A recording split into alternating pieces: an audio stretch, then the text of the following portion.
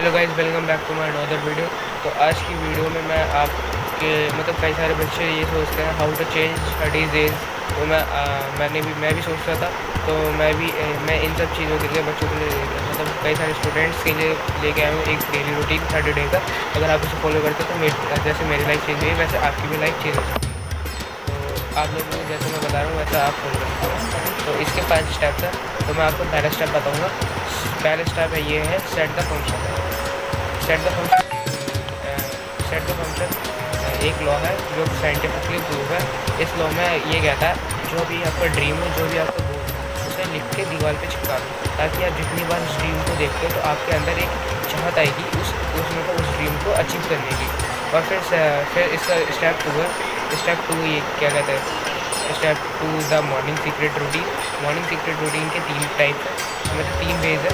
पहला तो आप सुबह उठो पॉजिटिव थॉट्स के साथ और ये बोलो सुबह उठ के मेरा दिन आज अच्छा जाएगा। और ओवर थिंकिंग भी करो, ठीक है।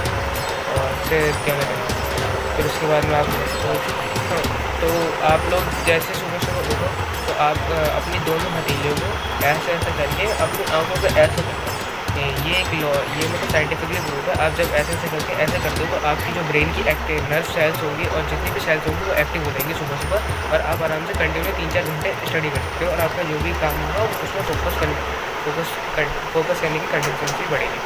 और फिर तीसरी चीज़ ये है, आप सुबह उठ के अपने डे रूटीन लिखो और जो करना है, कहाँ जाना है, क्या करना है, क्या खाना है, क्या करना है, कितना पढ़ना है, क्या करना है, वो सब लिखो।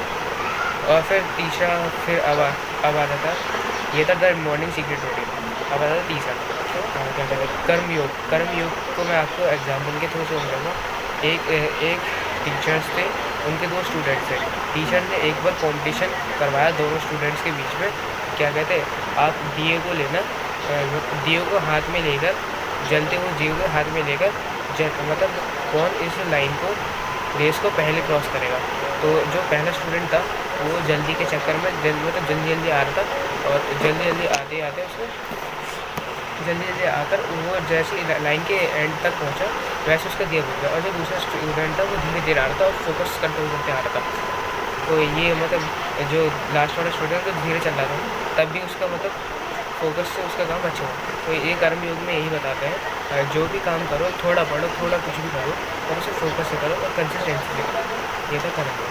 और फिर इवनिंग रूटीन ये कहता है, आप एग्जाम्पल इसका ये भी है, आप लोगों के पापा मम्मी पेरेंट्स गार्जियंस कर रहे हैं तो कहते हैं शाम को मत पढ़ना, शाम को मत पढ़ो, सुबह उठ कर पढ़ना एग्ज़ाम के लिए।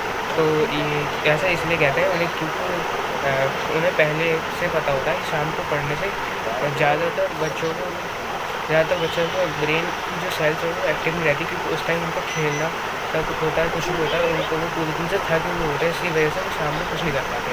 तो जो मैं बताता हूँ, आप इवनिंग में 1 घंटा या तो अपनी फैमिली या तो अपनी हॉबी को टाइम दो तो आप शाम को अच्छे से पढ़ सकते हो। और फिर जब रात हो जाए तो नाइट में आपको जब भी सोने जाओ तो आप 30 मिनट या 1 घंटा या 2 घंटे पहले अपना फ़ोन रख देना और फिर सोने जाना। क्योंकि आप 1-2 घंटे पहले फ़ोन अगर नहीं रखते हो तो अगर अपने पास फ़ोन रखते हो तो आपका बेर अट्रैक्ट होगा फ़ोन की तरफ ब्लू रेस के कारण, और फिर बेर में बार बार फ़ोन चलाने की कोशिश करेंगे। तो इसलिए आप अपने फ़ोन को एक घंटा या आधा घंटा पहले दूर रख देना और फिर इसका फॉलो करा तो आपकी लाइफ भी चेंज होती है।